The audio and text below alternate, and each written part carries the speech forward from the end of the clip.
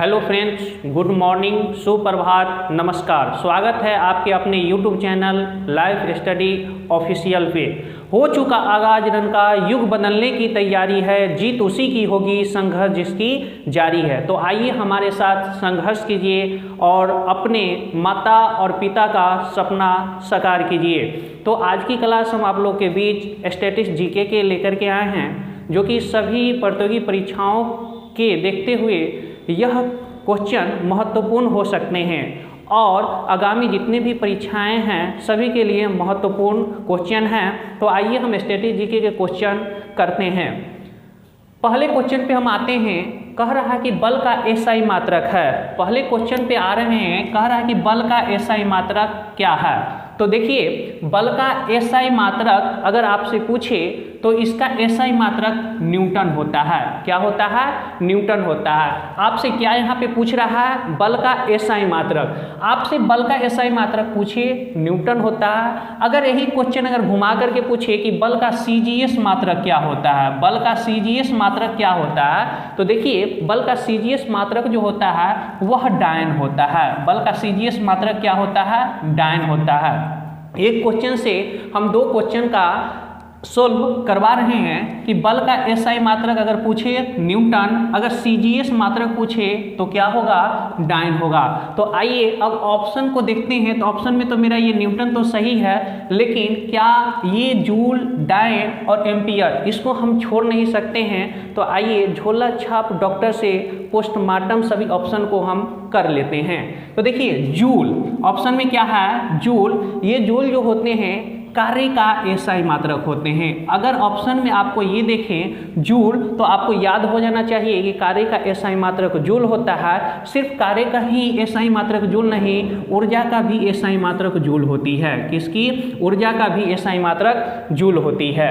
आइए डायन, अभी जैसा कि हम बतलाए हैं कि बल का सीजीएस मात्रक डायन होते हैं। क्या होते हैं? बल का सीजीएस मात्रक डायन होते हैं। इसमें कंफ्यूज नहीं होना है। एसआई मात्रक पूछे तो न्यूटन होगा, सीजीएस मात्रक पूछेगा बल का तो क्या होगा? डायन होगा। अब अगले ऑप्शन पे आते हैं एम्पियर। एम्पियर, तो एम्पियर जो होता है वह विद्युत धारा का एसआई मात्रक होता है। किसकी होती है? विद्युत धारा का एसआई मात्रक होती है। किसकी होती है? विद्युत धारा का एसआई मात्रक एम्पियर होता है। आप लोगों को जानकारी कहाँ तक मिली? एक बार हम देख लेते हैं कि बल का एसआई मात्रक न्यूटन होगी। क्या होगी? न्यूटन होगी। सीजीएस मात्रक अगर पूछे तो सीजीएस मात्रक जो होता है वह डायन होते हैं। कुछ स्टूडेंट ये सोच रहे होंगे कि एसआई मात्रक क्या होते हैं। एसआई का फुल फॉर्म होता है इंटरनेशनल सिस्टम, हिंदी में इसको कहते हैं अंतर्राष्ट्रीय पद्धति कहते हैं। सीजीएस, सी से होता है सेंटीमीटर, जी से होता है ग्राम और एस से होता है सेकेंड। उम्मीद है कि आप समझ गए होंगे। अब देखिए न्यूटन संबंधित मुख्य बातें आप कर लेते हैं। जो बल, यहाँ पे क्वेश्चन क्या है? बल का, बल से रिलेटेड है। तो बल से जितने भी सारे क्वेश्चन बन रहे हैं सभी क्वेश्चन को हम यहाँ सोल्व कराना चाह रहे हैं और उम्मीद है कि आप लोग सभी क्वेश्चन को देख लेंगे अच्छी ढंग से। न्यूटन संबंधित मुख्य अब बातें कर लेते हैं। तो देखिए न्यूटन के गति के मुख्यतः 3 नियम है। कितने नियम हैं? 3 नियम है। पहला नियम, दूसरा नियम और तृतीय नियम। न्यूटन के गति के 3 नियम होते हैं। कितने नियम होते हैं? 3 नियम होते हैं। देखिए पहला नियम से बल की परिभाषा प्राप्त होती है। क्या प्राप्त होती है? बल की परिभाषा प्राप्त होती है। किसकी परिभाषा प्राप्त होती है? बल की परिभाषा प्राप्त होती है। अर्थात अगर हम यहाँ से ये बोले कि न्यूटन के प्रथम नियम को हम गैलीलियो का नियम या जड़त्व के नियम के नाम से भी हम जानते हैं। क्या? न्यूटन के प्रथम नियम को गैलीलियो का नियम या जड़त्व के नियम के नाम से भी जानते हैं। आप क्या यहाँ पे समझे कि न्यूटन के प्रथम नियम से किसकी परिभाषा मिलती है? बल की परिभाषा मिलती है। लेकिन आपको यहाँ ये भी समझना है कि न्यूटन के प्रथम नियम को हम जड़त्व का नियम या गैलीलियो के नियम भी कहते हैं। आइए दूसरा नियम, न्यूटन के गति के द्वितीय नियम से बल का व्यंजक प्राप्त होती है। क्या प्राप्त होती है? बल का व्यंजक प्राप्त होती है। बल का व्यंजक प्राप्त होती है। व्यंजक यानी F बराबर ma। क्या? F बराबर ma। F यहाँ पे क्या है? तो F फोर्स है। क्या है? फोर्स है। m क्या है? m मास है यानी द्रव्यमान। a क्या है? एक्सीलरेशन है। हम यहाँ पे कह सकते हैं कि बल बराबर फोर्स बराबर जो होता है वह द्रव्यमान, क्या? द्रव्यमान और गुणे क्या? एक्सीलरेशन को कहते हैं त्वरण कहते हैं। हम यहाँ पर ये भी हम कह सकते हैं बल जो होता है वह द्रव्यमान और त्वरण का गुणनफल होता है। क्या होता है? बल जो होता है वह द्रव्यमान और त्वरण का गुणनफल होता है। आपसे एग्जाम में कैसे ये क्वेश्चन पूछ सकता है? क्वेश्चन ये कह देगा कि बल का व्यंजक न्यूटन के गति के कितने नियम से प्राप्त होते हैं, कौन से नियम से प्राप्त होते हैं? तो आप क्या कहेंगे? न्यूटन के गति के द्वितीय नियम से बल का व्यंजक प्राप्त होती है। आइए तृतीय नियम। तृतीय नियम, इस नियम को हम संवेग संरक्षण के नियम के नाम से भी जानते हैं। जैसे आपको पता होगा क्या? जहाज का उड़ना, रॉकेट का उड़ना, यह क्या है? न्यूटन के तृतीय नियम से प्राप्त होती है। किसका उड़ना? जहाज का उड़ना न्यूटन के गति के तृतीय नियम से प्राप्त होती है। आइए कि यहाँ तक तो हम समझ गए कि न्यूटन संबंधित मुख्य बातें समझ गए। अब हम आते हैं अगले क्वेश्चन पे। क्या आते हैं? अगले क्वेश्चन पे आते हैं। देखिए कह रहा है अगले क्वेश्चन पे आप ध्यान देंगे, संविधान सभा के पहले अस्थायी अध्यक्ष थे। किसके? संविधान सभा के पहले अस्थायी अध्यक्ष थे। अस्थायी आपको अध्यक्ष पूछा जा रहा है। देखिए संविधान सभा में दो अध्यक्ष थे, एक अस्थायी थे और एक अस्थायी थे। यहाँ पे क्या पूछा जा रहा है? अस्थायी अध्यक्ष पूछा जा रहा है। तो यहाँ पे ध्यान देंगे कि संविधान सभा के अस्थायी अध्यक्ष जो थे वह थे सच्चिदानंद सिन्हा थे। कौन थे? सच्चिदानंद सिन्हा थे। क्या थे? अस्थायी अध्यक्ष थे। तो आइए अब संविधान सभा से संबंधित जितनी भी बातें हैं जो एग्जाम की दृष्टि से जो क्वेश्चन बार बार पूछा जाता है वो क्वेश्चन को हम सोल्व कर लेते हैं। तो देखिए संविधान सभा संबंधित बातें हम अभी कर लेते हैं। पहला है कि संविधान सभा की पहली बैठक। तो देखिए संविधान सभा की पहली बैठक 9 दिसंबर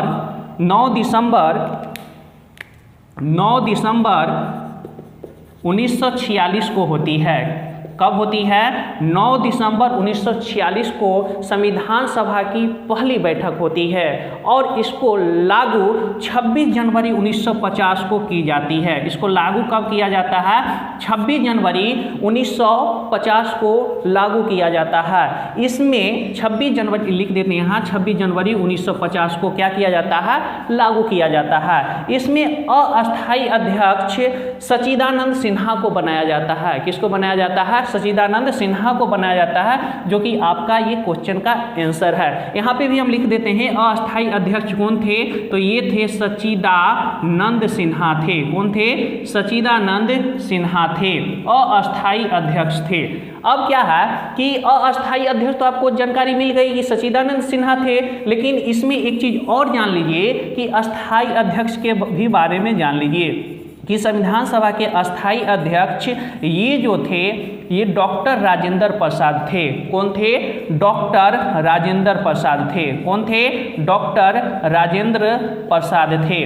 अब यहाँ पे ध्यान देंगे, कंफ्यूज नहीं होंगे अस्थायी और अस्थायी अध्यक्ष में। अस्थायी और अस्थायी अध्यक्ष में यहाँ पे ध्यान देंगे कि अगर अस्थायी अध्यक्ष पूछा जाए तो वह सच्चिदानंद सिन्हा होगा। अगर अस्थायी अध्यक्ष पूछा जाए तो वह डॉक्टर राजेंद्र प्रसाद होगी। देखिए अस्थायी ये जो है डॉक्टर राजेंद्र प्रसाद जो थे वह क्या थे? अस्थायी अध्यक्ष थे। कौन थे? अस्थायी अध्यक्ष थे। आप लोग उम्मीद है कि आप लोग ये क्वेश्चन को आप समझ लिए होंगे। चलिए एक बार इस क्वेश्चन को हम रिवाइज करवा देते हैं। क्वेश्चन कह क्या रहा कि संविधान सभा के पहले अस्थायी अध्यक्ष थे। ऑप्शन में क्या दिया हुआ? राजेंद्र प्रसाद। आपको बतला है डॉक्टर राजेंद्र प्रसाद नहीं होंगे, डॉक्टर राजेंद्र प्रसाद अस्थायी अध्यक्ष थे। इसका आंसर क्या होगा? सच्चिदानंद सिन्हा थे। यहाँ पे अगला आगे की ओर चलते हैं कि संविधान सभा की पहली बैठक 9 दिसंबर 1946 को होती है। कब होती है? 9 दिसंबर 1946 को होती है। इसको लागू 26 जनवरी 1950 को किया जाता है। इसमें अस्थायी अध्यक्ष सच्चिदानंद सिन्हा को बनाया जाता है, अस्थायी अध्यक्ष डॉक्टर राजेंद्र प्रसाद को बनाया जाता है। अब बात कर लेते हैं कि संविधान सभा बनाने में कितना समय लग गया था। तो देखिए संविधान सभा बनाने में 2 वर्ष, कितने वर्ष? 2 वर्ष 11 महीना 18 दिन टोटल लग गए थे। कितने? 2 वर्ष 11 महीना 18 दिन टोटल लग गए। शायद उम्मीद है कि आप लोग अभी तक 2 क्वेश्चन हुआ, 2 क्वेश्चन हम पढ़ भी लिए, समझ भी लिए, इसको पोस्टमार्टम भी कर लिए। अब अगला क्वेश्चन की ओर हम बढ़ते हैं। आइए अगले क्वेश्चन की ओर हम लोग बढ़ते हैं। देखिए क्वेश्चन क्या कह रहा है? भारत के राष्ट्रपति के बारे में असत्य है। क्या? भारत के राष्ट्रपति के बारे में असत्य, गलत को चुनना है। ऑप्शन दे रखा है, इसको गलत को चुनना है। देखिए कहता है न्यूनतम आयु 35 वर्ष होता है। क्या? कि भारत के राष्ट्रपति के बारे में आपको क्या चुनना है? असत्य। इस 4 ऑप्शन में से एक ऑप्शन आपको गलत दिखाई देगा। तो आइए ऑप्शन पे देखते हैं। न्यूनतम आयु 35 वर्ष होता है, सत्य है। भारत के राष्ट्रपति के लिए न्यूनतम आयु कितना होता है? 35 वर्ष होता है।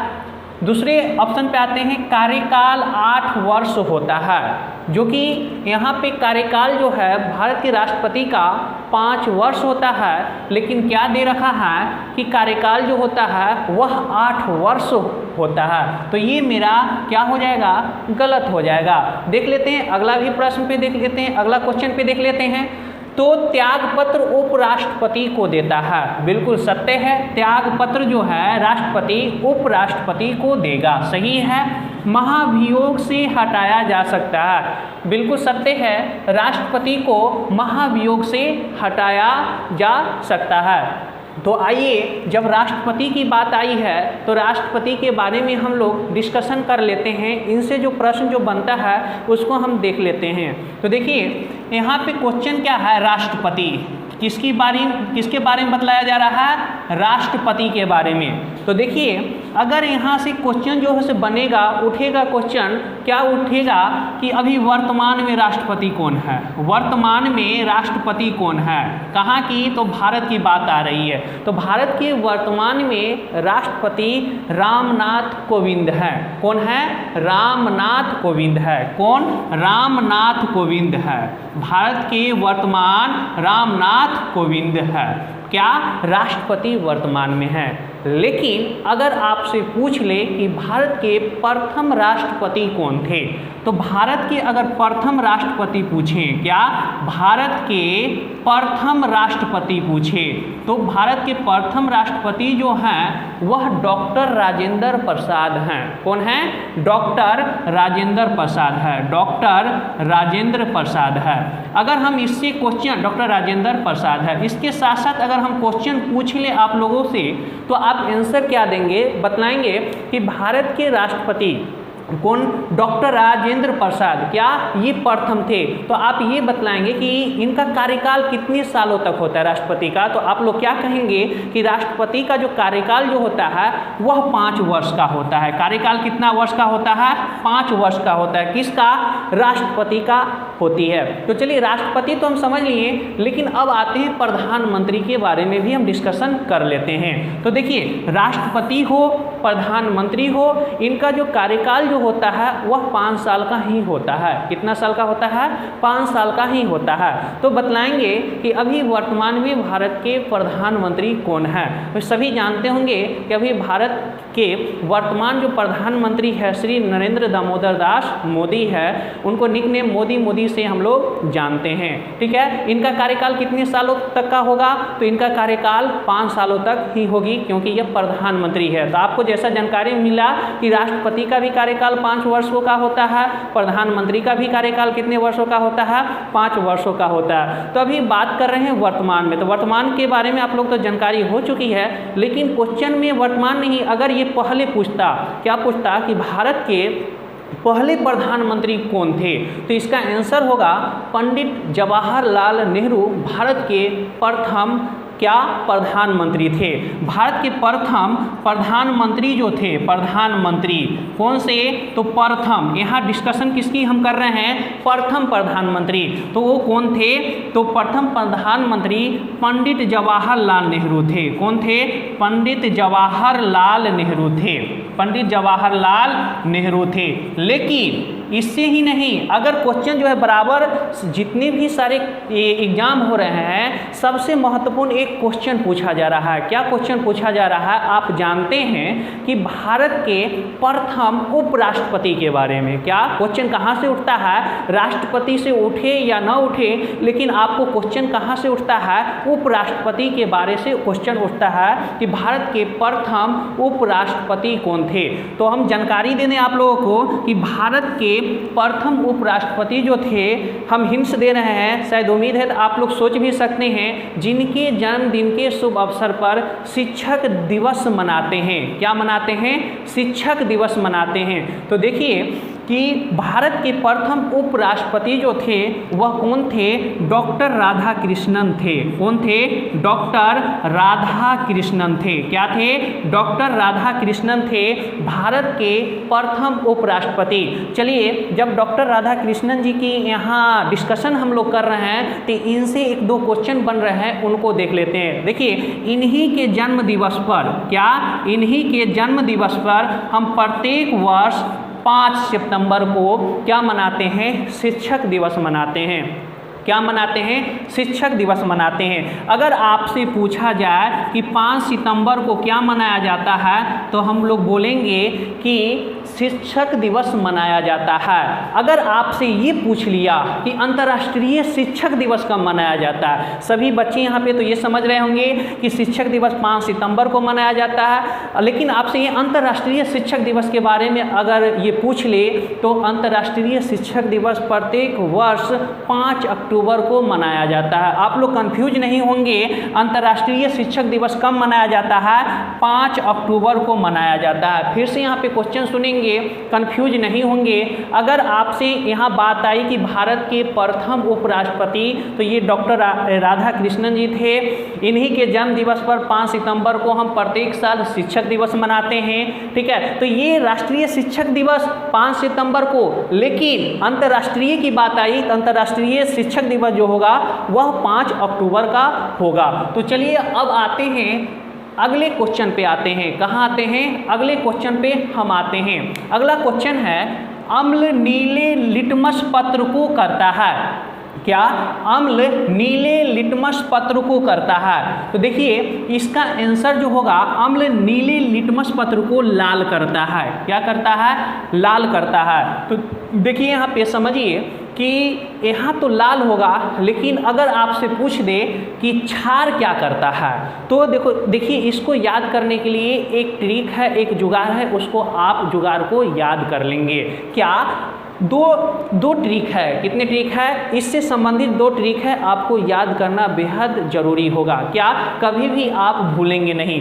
एक आपको याद करना है अनीला। क्या याद करना है? अनीला याद करना है। फिर से सुनेंगे, क्या एक याद करना है? अनीला याद करेंगे। और एक याद करना है छनाली। क्या याद करना है? 1 मिनट रुकेंगे, पहले इससे हम डिस्कशन कर लेते हैं, उसके बाद हम अगले पर चलेंगे। देखिए, पहला क्या है कि अनीला, ठीक है ना। तो देखिए, अ से क्या होगा? अम्ल होगा। क्या होगा? अ से अम्ल होगा। देखिए, अ से क्या? अम्ल। नी से होगा नीला। क्या होगा? नी से नीला। और ला से क्या होगा? लाल होगा। ला से क्या होगा? लाल। हम कह सकते हैं अम्ल जो है वह नीले लिटमस पत्र को लाल करता है। क्या आप लोग याद करेंगे? अनीला याद करेंगे। अम्ल जो है वह क्या करता है? नीला लिटमस पत्र को क्या कर देता है, लाल कर देता है, जो कि आपको ये प्रश्न में यही पूछा गया था। अब देखिए कि अम्ल के बारे में दो चीजें समझ लीजिए जो कि आपको परीक्षा की दृष्टिकोण से महत्वपूर्ण है और ये क्वेश्चन बार बार पूछता है। क्या पूछता है कि अम्ल का स्वाद कैसा होता है, क्या पूछता है कि अम्ल का स्वाद कैसा होता है। तो हम आपको जानकारी दे दें कि अम्ल का जो स्वाद जो होता है वह खट्टा होता है। क्या होता है, खट्टा होता है। अगर आपसे क्या पूछे कि अम्ल का स्वाद कैसा होता है तो वह खट्टा होता है। अगला क्वेश्चन अम्ल से रिलेटेड क्या पूछ सकता है, ये क्वेश्चन पूछ सकता है कि ये बतलाइए कि अम्ल का पीएच मान क्या होती है। तो हम आपको जानकारी दे दें, अम्ल का पीएच मान जो होता है, यहाँ पे लिख रहे हैं कि अम्ल का पीएच मान, अम्ल का पीएच मान जो होता है वह 7 से क्या होता है, कम होता है। अगर आपसे यह पूछे कि अम्ल का पीएच मान क्या होगा तो आप क्या बोलेंगे कि अम्ल का पीएच मान 7 से कम होता है। आइए फिर से एक बार हम रिवाइज कर लेते हैं, देख लेते हैं कि कैसे क्वेश्चन हमारे एग्जाम हॉल में पूछा जा सकता है। क्या है कि अम्ल नीले लिटमस पत्र को क्या करता है, तो लाल करता है। आपको क्या याद करना है, जुगाड़ इसका क्या है, आप जुगाड़ है अनीला याद करेंगे। क्या याद करेंगे, अनीला। और से क्या, अम्ल। नी से क्या, नीला। ला से क्या, लाल। अम्ल क्या करता है, नीले लिटमस पत्र को क्या कर देता है, लाल कर देता है। अगला क्वेश्चन क्या पूछता है, अम्ल का स्वाद बतलाइए क्या होता है। तो अम्ल का स्वाद जो है वह खट्टा होता है। क्या होता है, खट्टा होता है। अगला क्वेश्चन क्या पूछ सकता है, ये पूछ सकता है कि ये बतलाइए कि अम्ल का पीएच मान 7 से अधिक होता है कि कम होता है। तो आप क्या कहेंगे, अम्ल का स्वाद, ये अम्ल का पीएच मान जो होता है वह 7 से कम होता है। ठीक है, तो चलिए अगले जुगाड़ पे चलते हैं।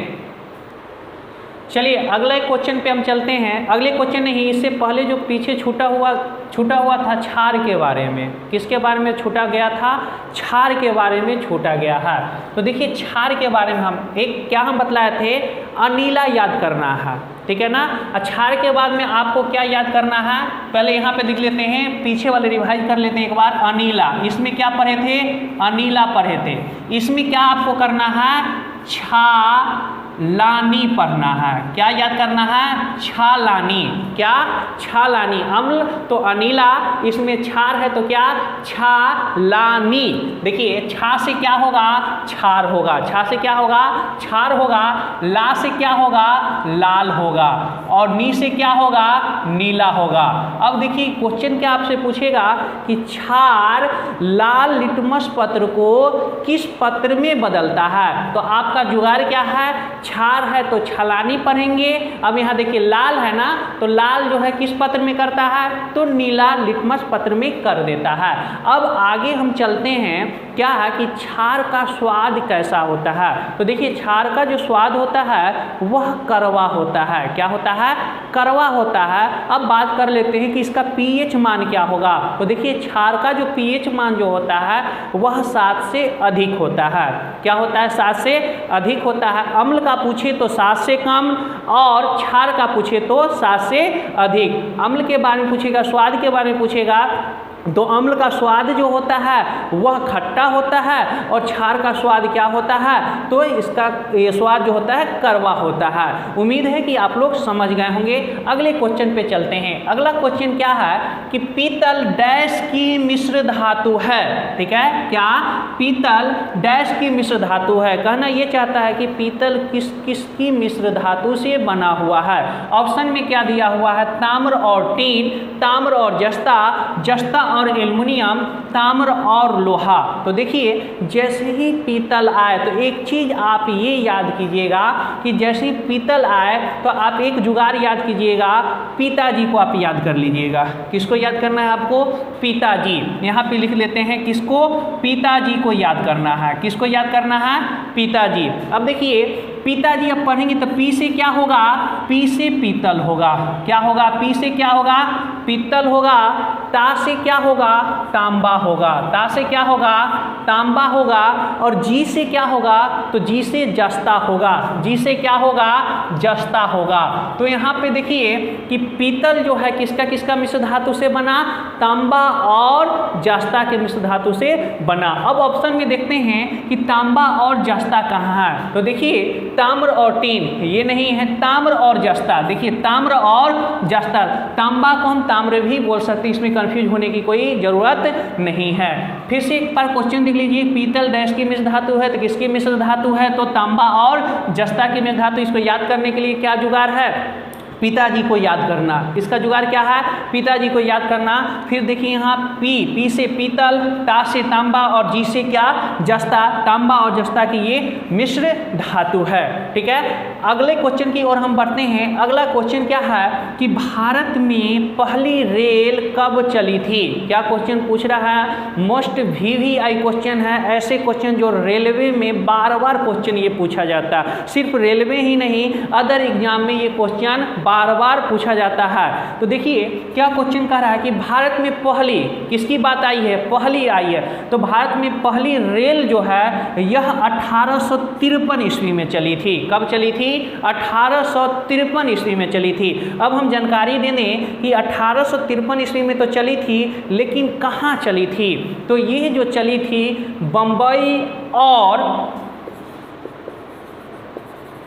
बम्बई और थाने के बीच चली थी। कहाँ चली थी, बम्बई और थाने के बीच चली थी। प्रथम भारत में प्रथम रेलवे की शुरुआत 1853 ईस्वी में होती है।